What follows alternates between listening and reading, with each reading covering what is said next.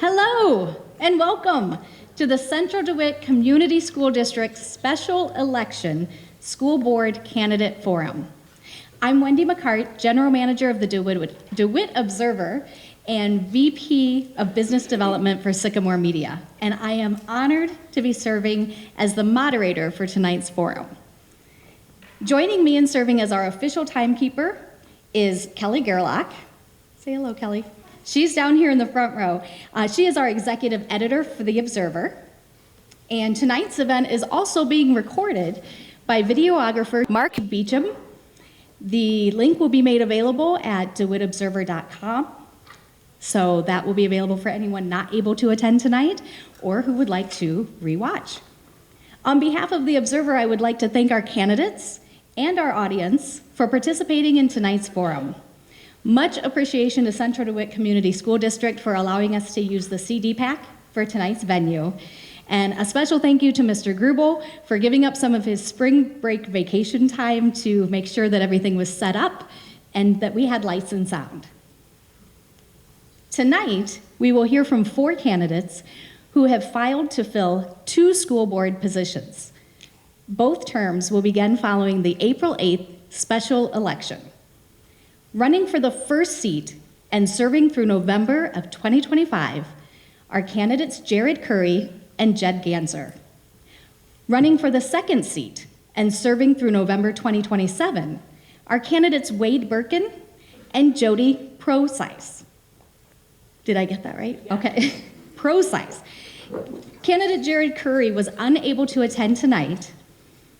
Candidates have no prior knowledge of the questions that they will be asked during tonight's forum. For this reason, we did not pose the questions to Jared to answer, as this would have given him an advantage over the other candidates. However, we did invite him to designate someone to present his opening and his closing statements. With limited time for tonight's forum, we will not be taking questions directly from the audience, but following the forum, there will be the opportunity for candidates to make themselves available in the atrium to connect and provide additional information if they'd like to and have some conversation. We do ask, however, that we clear the school by 7 o'clock tonight. All topics and questions are based upon input that the Observer received from the community and formulated by members of our editorial board. Please be respectful of each candidate as they share their views.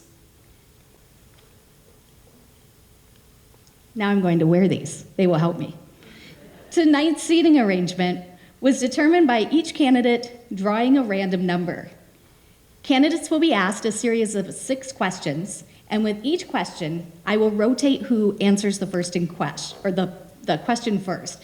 This will allow each candidate to have 2 opportunities to answer a question first, and 2 opportunities to answer the question last. I will repeat the question for each candidate, and they will be given 90 seconds to answer each question. Our timer will hold up a 30-second time card and a 15-second card, so candidates will all be aware of their remaining time. At the end of those 90 seconds, the alarm will sound, signaling that the response time has ended. As we begin our forum, each candidate will have 2 minutes to introduce themselves and share an opening statement. Again, our timer will hold up a 30-second card and a 15-second card, so candidates are aware of their remaining time. At the end of 2 minutes, an alarm will sound, signaling that their statement time has ended. We will begin opening statements tonight with James Coomer speaking on behalf of Jared Curry. Please note, James Coomer is not a candidate, but he has been designated by Jared Curry to present his opening and closing statements.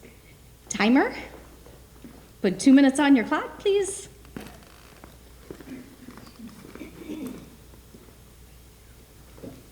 And James, whenever you're ready. Thank you. On behalf of Jared, it is misfortunate on one hand that I'm not able to attend this forum, but for fortunate reasons on the other hand, for me and my family. My sister-in-law is giving birth.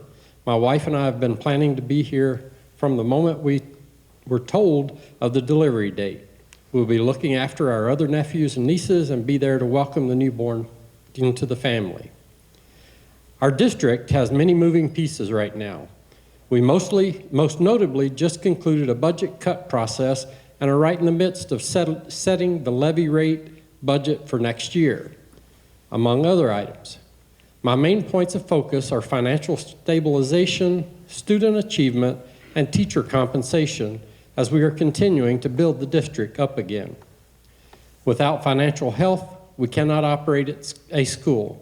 Without student achievement and learning, the purpose of school is not occurring. Without rewarding our teachers with competitive pay, we will not be reaching increased morale that greatly aids in making student achievement happen. My focus is on these basics because the basics are what make us successful in the mission of school, to educate the next generation so that they can apply learned knowledge and skill to positively impact their life and the lives of those around them. Critical thinking is a key that unlocks the world. Thank you.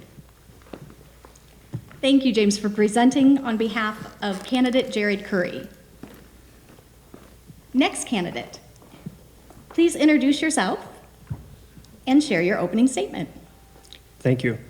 Hi, I'm Jed Ganser, and I want to thank everybody for attending tonight.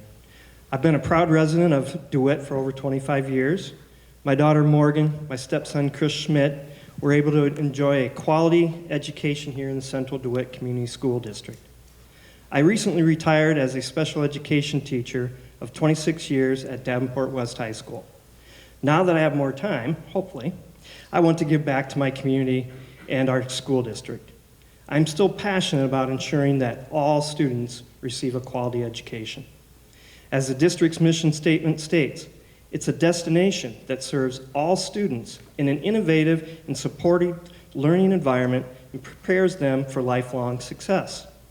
I want to help ensure that our district is able to continue to meet our mission within the given budgetary parameters and laws that we must abide by. I believe my background as a special education teacher is an asset that can help and benefit our school district. I'm quite familiar with special education acronyms such as IEP, BIP, FBA. I'm also familiar with some transition programs such as TAP and Access. I also had a roofing business throughout the years here in DeWitt, and I've met many people during this time. I've learned to listen and communicate with them and to make sure they get a quality, financially sound job. I plan on bringing these same traits as one of 5 school board members to the Central DeWitt Community School District. In conclusion, I would help ensure that we have a quality education for all students, a transparent board with community member input, continue to work on a balanced budget, and it would be an honor for me to serve as one of your school board members. Thank you. Thank you, Jed. Next candidate, please introduce yourself and share your opening statement. Thank you. Good evening. My name is Wade Birkin, and the reason I'm sitting up here on this stage, rather uncomfortably, mind you, is because I would like the opportunity to serve the community as a member of the Central DeWitt School Board. I'm a DeWitt native and of 1990 a graduate of Central DeWitt here. I'm married to Julie, my wife of 25 years, and have 4 children, Javier and Joseph, who have graduated from Central already, and Molly, who is a junior, and Jack, who is a freshman. I feel that my time as a Central Sabre allowed me to become who I am today, and I have a vested interest in seeing the school district succeed in its mission to prepare all students for lifelong success. Because of the foundation laid by the many teachers, coaches, and staff during my years here in DeWitt, I was able to go on and graduate from Iowa State University with a degree in aerospace engineering and have a successful career as a design engineer and currently serve as president of Blue Wave Ultrasonics. I can still remember all my teachers, including Mr. Beck, who I had for computer science using one of, I think, maybe 10 or 12 Apple IIe's that the school had at the time. Now every kid has a laptop. This is an amazing school district with amazing teachers and staff doing amazing things. But it does have some challenges at the moment. I would like the opportunity to be part of the team that helps guide the district through these challenges and those yet to come, while keeping the focus on what our teachers and staff need as they prepare our students for life after Central DeWitt. In my career, I've had to solve a wide variety of problems and find ways to do things better. That was accomplished by working with others to find the best solution for the problem at hand. If given the chance, I will take that same approach and work to find solutions that will allow Central DeWitt to continue to grow and allow people to be proud to be a Sabre. Thank you. Thank you, Wade. Next candidate, please go ahead and introduce yourself and share your opening statement. Hello, I'm Jody Procyse, and I've lived here in DeWitt for about 17 years with my husband, Eric. We were happy to select DeWitt when we were looking for our home because of its vibrant community, the really fantastic schools. We fell in love with a house, and he fell in love with a garage. We have two amazing daughters, Anna, who's 16 and a junior, and Nora, who's 13 in 7th grade. I think it's important that we have leaders in our school district, community, and state, and beyond, who encourage and model collaboration and reject polarization. I strive to be a leader who listens to all perspectives and make a conscious effort to understand where others are coming from. Opposing points of view are great as long as you actually listen to the other points of view. It's important to question our assumptions. Each person has a unique background, and it's important to recognize and respect those differences to create a more inclusive and empathetic environment. I am passionate about education. I think education is the key to world peace, as corny as that sounds. I truly do believe it. As a professor of engineering, I have a strong background in education, leadership, and community involvement, which are valuable qualifications for serving on the school board. I've been an educator for more than 15 years. I'm a volunteer. I have a lot of experience with fundraising, grant writing, educational assessment, partnering with advisory councils, developing curriculum, mentoring, and even a lot of budget experience at the educational level. I would love the opportunity to serve on the Central DeWitt School Board, to collaborate with other board members, administrators, teachers, staff, and the community to ensure our students reach their full potential. Thank you, Jody. And before we begin our question session, I would just like to say you're all doing a wonderful job. So deep breath. We definitely appreciate all of you being willing to run for school board. It's not easy to be up here on this stage, and we so appreciate that you're all willing to play a role in your community, put yourselves up here, and do what's best for the kids. So thank you for your commitment. As we begin, again, these questions, our candidates tonight had no prior knowledge of any of these questions, so they don't know what's coming. And we will start question number 1 with Jed, and then again we will rotate with each question so everyone has 2 opportunities to answer first and 2 opportunities to answer last. They'll have 90 seconds to answer the questions. And Kelly, do you have the timer ready to go? Yes. Okay, question number 1, Jed Ganser. How would you determine what books and curriculum are appropriate for students? I believe there's already a committee here at the district for that. If there is not, that's what I would ask the board and the school to set up and have a community involvement on that. And then I believe our district also has curriculum directors that ultimately then make the final decision on the curriculum and books that are to be available to our students. Thank you, Jed. Wade Birkin, the question is to you. How would you determine what books and curriculum are appropriate for students? That's been a hot topic lately. I'm a firm believer that there should be age-appropriate books in the classrooms, and I think that there should be a different criteria for what's in the classroom versus what is available in the library. I'm not a big fan of banning books. I think people should have availability to access what they want to research, learn about. We have the curriculum committee, we have the book review, but we have parents, we have teachers, and I firmly believe that we should be able to trust the teachers to make good decisions and have parents be able to have input into those books as well. Thank you, Wade. Jody Procyse, the question is to you.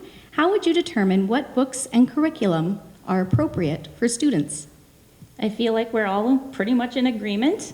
I don't know that anyone would say that the school board is the place that is determined. So school board members review things that are brought to them, but that's really in the hands of the curriculum committees, the teachers. The teachers know what they need in the classroom. I'm an advocate for age-appropriate education for all things, and so I would definitely refer to the teachers and what they say needs to be there. Thank you, Jody. Question number 2. Wade, you'll be the first to answer. The school board recently cut $1.7 million from next year's budget. With that said, how would you balance educational opportunities for students with fiscal responsibilities for taxpayers? That's kind of the question of the day, isn't it? You know, the thing that I saw Dr. Mishler go through to determine where those cuts are going to happen was a tough one, and to figure out how to balance, you know, not eliminating programs, but maybe paring some of the programs down, but still have availability for the students to do different things. But the foundation of everything is you need fiscal responsibility. You need a stable financial base in order to be able to do anything else in the school district.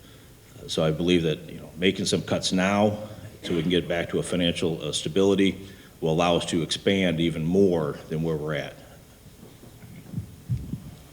Thank you, Wade. The question moves to Jody. Jody, the school board recently cut $1.7 million from next year's budget. With that said, how would you balance educational opportunities for students with fiscal responsibility for taxpayers? I agree, Wade. It really is the question on everyone's minds. I don't know that there's a magic bullet or a magic answer that anyone, even Dr. Mishler or the current board, can really point to.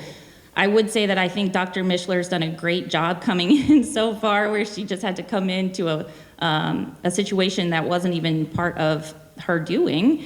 I participated in the long-range planning committee that she put together this spring to look at all the expenses, and then that committee made a recommendation, essentially, to Dr. Mishler, and she made a recommendation to the board. I think it was a really, really good route to go to get input from the community, from teachers, from a lot of different people to really understand what our priorities are as a community.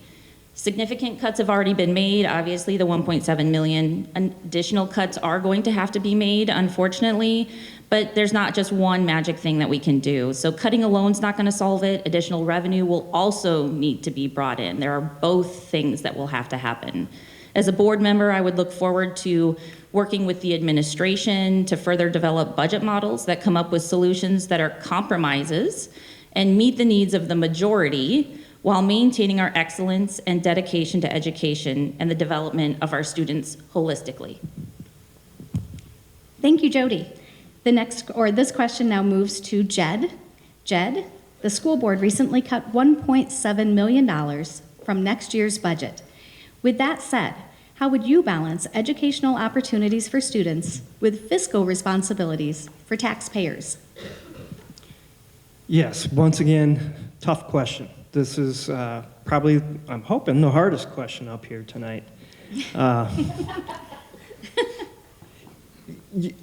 Once again, I think the school board and Dr. Mishler, as of now, did a wonderful job. They come up with some creative ways. They did some early retirements, and I think that might be other things we'll have to still continue to look at and do in the future. Getting the community involved and asking them, how should we handle this? How do we do that? One of the things I would also like for us to look into and talk about is educate the members of our community about funding. When the state of Iowa gives us increase less than inflation, that's not a good thing.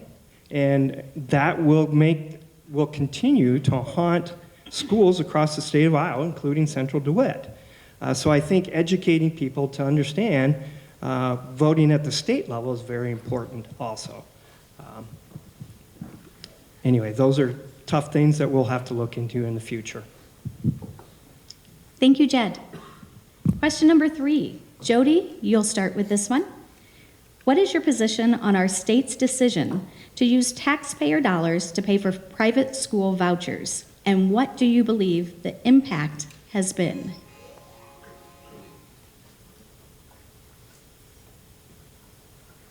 Like I've tried to say in my opening statement and other times, there's never one side to any story. We can look at the far left and the far right and understand and listen to both sides, and I totally get both sides. But there is a compromise in the middle, and there are situations where school vouchers make sense, and there are situations where they don't. I understand that it hasn't had a huge impact on Central DeWitt because of our parochial school system and the way we are, our relationships. So it hasn't had a huge impact on us, but there are places where it does have a huge impact on the public schools, so that's unfortunate. But it also makes sense for some students who are faced with threatening situations or non-inclusive situations. So as always, there's multiple sides to things, and we have to go into every situation having conversations about those. Thank you, Jody. The question moves to Jed. Jed, what is your position on our state's decision to use taxpayer dollars to pay for private school vouchers, and what do you believe the impact has been? I guess first, as a school board member, it's been a done deal. So, not sure that my opinion really matters. We already have it, and it's here. Does it impact? Of course. Now you're giving money to private schools that you did not before. So I'm going to guess that will decrease the amount of money that will be available to public schools. If you send your child to a private school, you're probably okay with it. You're probably understand, it's going to help you. Are we going to see big implications here at Central DeWitt? Don't know. It's very recent. But obviously, it will hinder the amount of money that comes into public schools. Thank you, Jed.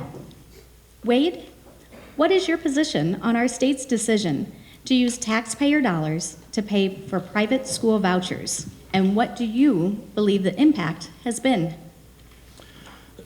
As Jody said, there's both sides to this, and I can understand the intent behind where the desire was to have kids have an opportunity to go to a different school. There are times when a school district may be failing these students, and they may not have any other opportunity, and so a voucher would allow them to go to a place where they can be successful, and I don't have a problem with that. I do think that there needs to be some regulation, and there needs to be the same accountability. If the state dollar is going to go to those schools, that they're held to some of the same standards that a public school would be. But as Jed said, it's a state law. I don't have the ability to go in and change that. As with many state laws, I think they start out with really good intent, and maybe the execution isn't so good. I've seen that in a couple different laws that have been passed here recently, where the intentions are maybe good, but the execution is rather ambiguous and not really productive in some of the aspects. So we'll have to wait and see what the actual impact is on Central DeWitt. I was a student that went to St. Joe's through 8th grade, so I can see the benefits there. I think they're loving it, but I do not say that it's 100% the right thing to do. Thank you, Wade. Okay, we're halfway through. Everyone okay? Okay. All right, we're going to mix things up a little here, and we're going to start this question back with Jed. Jed, given that open enrollment has an impact on school finances, how can the Central DeWitt Community School District make itself appealing to students and parents? I think this is an easy question. I don't know if everybody's aware, but where's Central DeWitt with their open enrollment? We're a plus 60. We're a plus 60 students coming into Central DeWitt. So that's a positive for Central DeWitt Community School District. When I first came out here 25 years ago, my wife and I were looking for a place out this way, and what did we see? We drove around. We saw a community well taken care of. We saw this pool that our kids could go swimming in. We saw this school that, looked nice, was well taken care of. And we talked to people. And so I think Central DeWitt is already doing a super job in that area. Definitely one reason why I came here, and 25 years later, still living here. Thank you, Jed. Wade, the question moves to you. Given that open enrollment has an impact on school finances, how can the DeWitt Community School District make itself appealing to students and parents? Well, as Jed said, we are positive on the enrollment numbers. If you look at, we're like 1460 as far as our certified students in the community, but we have a lot more coming in than we have going out. There's various reasons for students to open enroll into DeWitt, and various reasons for students to open enroll out of DeWitt. So there's some things that, having quality education. We have great facilities here. I mean, this, I can't imagine what, having this when I was in high school, sitting in the old gym for different things. The one thing that I say is a good draw is just the inclusiveness, the fact that we have, nationally unified school status, the embracing of, the kids in special needs. My son is one of those. And so, to me, that says a lot of great things about the school district, the staff, and the community. So it's really easy for me to try and advertise or market Central DeWitt to other people in other towns that might want to bring their kids here. So. Thank you, Wade. The question moves to Jody. Jody, given that open enrollment has an impact on school finances, how can the Central DeWitt Community School District make itself appealing to students and parents? I'd actually like to think about it more as less trying to bring in others, but prevent others from wanting to go. So we already have an amazing school system. I would say that our greatest strength are our teachers and staff who are so dedicated to our students. So maintaining whatever we can and supporting our student or our faculty and staff as much as possible. The folks in our schools are really, really, really important for our children's lives. They actually probably spend more time with our kids than we do. So finding ways that we can make sure that they feel valued and appreciated. I want to make sure that teachers feel empowered to do the job that they have tirelessly trained to do and put their hearts and souls into.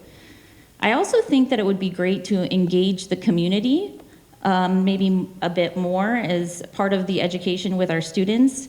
I'd like to actively seek input from students, parents, teachers, community members, and understand their needs for K-12 education. This would include engaging with the community to foster strong relationships and with parents, local businesses, community organizations, and create a supportive network that's already been started, but have even more opportunities for our students in our district to engage with the community. Thank you, Jody. Question number 5. This one will start with Wade. Wade, what factors are affecting students' mental health, and what role, if any, should the district play in helping students?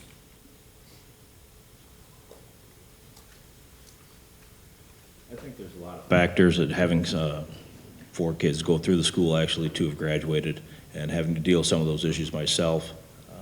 I think the polarization and just sometimes the unwillingness to have openness to hear other opinions, and so kids can be mean if you don't agree with them or if you have a different opinion on that, and so those are some things that I see affecting some mental health. I think social media, that's always an easy one to go to, but I think there is some of that going on. I see it both at the kid level and at the adult level as far as how people interact, and maybe lost a little bit of civility in that. As a school board, I think that we can help the staff, encourage and support teachers as they deal with the kids. The teachers are the ones that are front line seeing these issues. I saw a post the other day on Facebook where every student had a different story, and the teachers are the ones that are seeing those stories for the firsthand. So just giving them the support, the resources, and the encouragement to work with their students and help them through that, because like I said, having kids of my own, getting bullied, going through all that stuff, it's tough as a parent, and having to advocate it can be a challenge. So. Thank you, Wade. Jody, the question moves to you. What factors are affecting students' mental health, and what role, if any, should the school district play in helping students? Our students these days, as we all old people say, students these days, are facing things like we would never even imagine being upon us, with the constant flow of information, with social media, how easy it is to get information on the internet and everywhere else. We didn't have that now that we're old people, right? We can reflect on that. We didn't have that, and there was bullying, and we experienced those things, but it's just at a different level than we ever had to experience. So I think it's really important that we model, we act as really good role models on how to have those collaborative conversations and see the other side and the opposing views, model to our kids and talk to them about what they're seeing and hearing all the time. So as parents, I think we have to play a huge role in that. The district is, of course, also going to play a huge role because, like I just said, our teachers and staff are the ones who see our students probably more hours in the day than we get to. So they also need the resources available to them to help themselves stay mentally healthy and help the students stay mentally healthy. So supporting the students, supporting the teachers and staff in ways that will help them support the students. Thank you, Jody. The question moves to Jed. Jed, what factors are affecting students' mental health, and what role, if any, should the district play in helping students? Well, first, I'm not an expert in this area. I can only talk about it as a parent and as a special education teacher coming from Davenport West High School. But I do know some factors and some research. Gun violence is prevalent in our society, maybe not necessarily here, but for kids, it's the number one killer. Suicide is also way high. It is up there as a thing that students have to deal with and be concerned about. So what do? Well, number one, we support our teachers and faculty, our counselors. We make sure that they're getting the most up-to-date training from research-based information to help our students. I think they are doing a decent job of that and want to make sure that we support them. We as parents and members of the community need to be role models, including the school board, making sure that we hold meetings that are civilized and continue to do that. Thank you, Jed. Our final question of the evening, we will start with Jody. Jody, in your opinion, what is the single most important issue facing the Central DeWitt Community School District?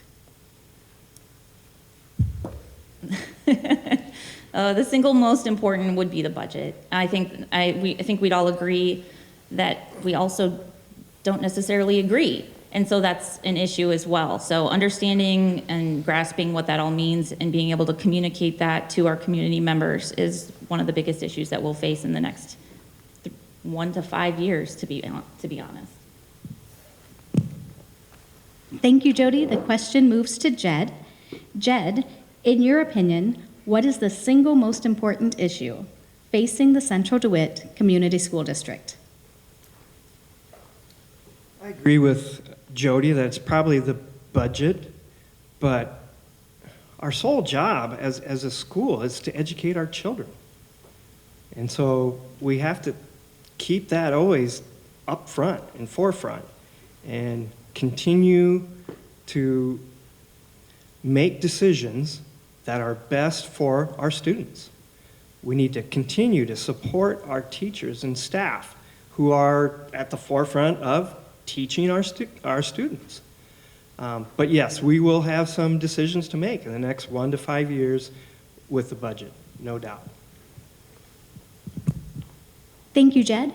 Wade, the question moves to you. Wade, in your opinion, what is the most important issue facing the Central DeWitt Community School District? I mean, the budget, like I said, is kind of the 800-pound gorilla in the room right now. You know, but the challenge is not, we've already identified what the problem is. The challenge is going to be finding the solutions. If you look at how different people have different priorities, you know, cut this, cut that, you know, do this, do that, is wading through all that input, all that chaos, all that noise to find a solid solution that truly does benefit the school district. It's really easy to sit there and you know, throw some ideas out based upon, you know, someone's limited, you know, viewpoint or not having all the information. But having a civil conversation, having an intelligent conversation of people that have different viewpoints. I don't have a monopoly on good ideas, and I don't think anybody does. So the challenge is going to be having some leadership that's going to be able to work through with people that have a different opinion and come to a meeting in the middle and, you know, to find that, you know, find what the best solution is. And sometimes it's not always going to be the best solution. It's just going to be a solution that allows us to get to the next, you know, get to the next level, and then we can regroup and we can make some changes and adjustments based upon where things are at. So, thank you. Thank you, Wade. That concludes our questions for the evening.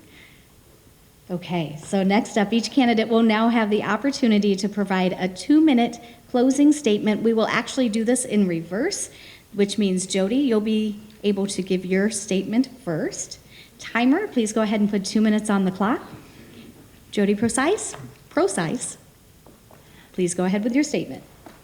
I think education is the most important thing in a child's life, and therefore the future of all humanity, and I want to be part of that.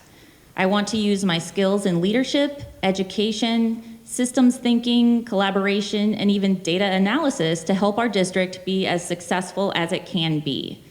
My passion lies in ensuring that every student has access to meaningful learning opportunities, empowering them to reach their full potential.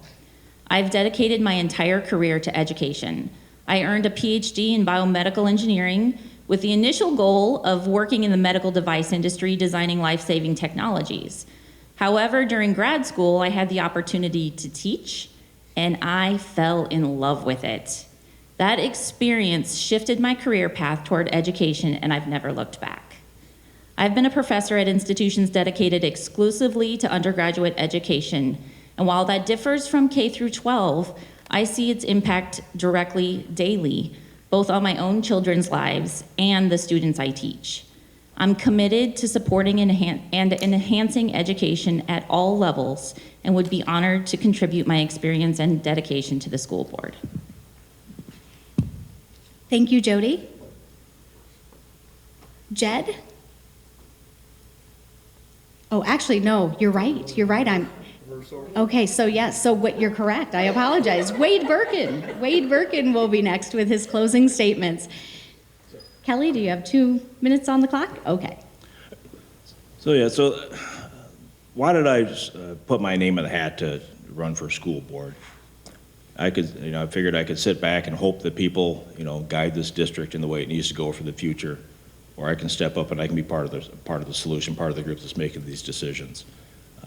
I'm not saying that I'm the smartest person. I'm not saying that I'm necessarily, you know, going to have all the answers, but I'm willing to step up, put my head out there, and, you know, and do what it takes to try and help this district. I have a vested interest. I have kids going through the school district. I, you know, myself am a product of this, and I'm proud of Central DeWitt. I really am. And, you know, I've made a lot of friends, and it's helped me to be very successful in my career and you know, raise my family. So moving forward, the thing that I want to be able to do is trying to help, you know, people come together, educate, and support the teachers, and, you know, which is kind of, you know, it's kind of a cliche, but that truly is what happens. the teachers are the ones that are, spending time with my kids. I know the teachers, I went back through, and over 50 teachers, coaches, and administrators in my career, in my education in the 13 years. And I can remember the impact that every single one of them had, from Marcella Hanrahan in kindergarten to Dee Crum in 7th grade English, to Mr. Beck, to Mr. Flegel, to Larry Cederoth, to Mr. Rakes and his wonderful insults. But I have a passion for the district, and I truly do, and I want to help everybody. I want to be part of the solution to help us become even better. So thank you. Thank you, Wade. Jed Ganser, please go ahead with your 2-minute closing statement. Thank you. First, I'd like to thank everyone who attended tonight. It shows that you care about our students. Second, I'd like to thank the Observer and Wendy McCart for hosting this forum. And finally, I'd like to thank Wade and Jody for being up here and throwing their hats in the ring also. Why did I throw my hat in the ring? Mainly is because I was asked. Recently retired, I thought, I'll have more time. So here I am. I also knew that I cared about our community, and as a retired special education teacher, I knew I still cared about students. I know my daughter Morgan and my stepson Chris Smith both enjoyed a quality education here. I hope to help keep our district still moving in a positive direction. How do we do that? How do we move forward in a positive direction? I feel we ask questions. We ask our teachers. We ask our students, what do you need to succeed? We continue to ask our community members, what do you want for your school district? As a board, we can be as transparent and inviting as possible, still while following school board policies and Iowa school board laws. Finally, and lastly, balancing the budget. We may face some rough waters ahead, but we're not alone. We have an awesome superintendent, Dr. Mishler, that will be leading us, and we will have 5 board members, probably with differing thoughts and ideas on how to work through this. We also have a great community here that cares and will show up and do its best for our district and our students. Thank you. It would be an honor to be a part of a school board member here. Thank you, Jed. Our final closing statement tonight is being presented by James Coomer on behalf of candidate Jared Curry. Again, James Coomer is not the candidate. He is speaking here tonight on behalf of candidate Jared Curry. Again, on behalf of Jared Corey, I'd like to start by saying thank you to the current school board for giving me the opportunity to serve for the last 5 months in the vacated seat that was held by Jeff Blandon. We have been through tough times and we aren't out of the woods yet. This is not a discouragement. We look at the problem head on for what it is, analyze it, and determine that we can get through it. We can.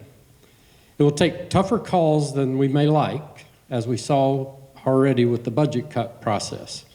It will take resilience. It will take continuous reevaluation of the status quo in order to climb into a thriving position again. The goal is to provide an excellent education to the next generations and aim our resources towards supporting that directive. When that high quality is achieved, it draws people toward us.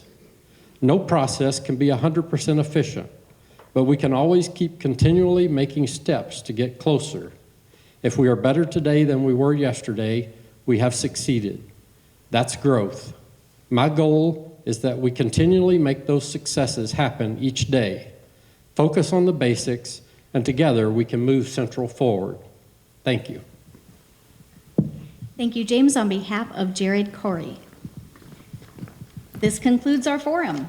A reminder that a link to the recording of tonight's forum will be available at DeWittObserver.com, and we'll provide coverage of tonight's forum in our March 26th issue of The Observer. Special election voting will be held on Tuesday, April 8th, and we'll include more details on times and location in next week's Observer as well. We invite you to stay and talk with the candidates who are making themselves available for further conversation. Please do keep in mind that we need to clear the school by 7 o'clock. Thank you again to our candidates, Thank you again to the Central DeWitt Community School District and to all of you for joining us tonight and participating in the democratic process.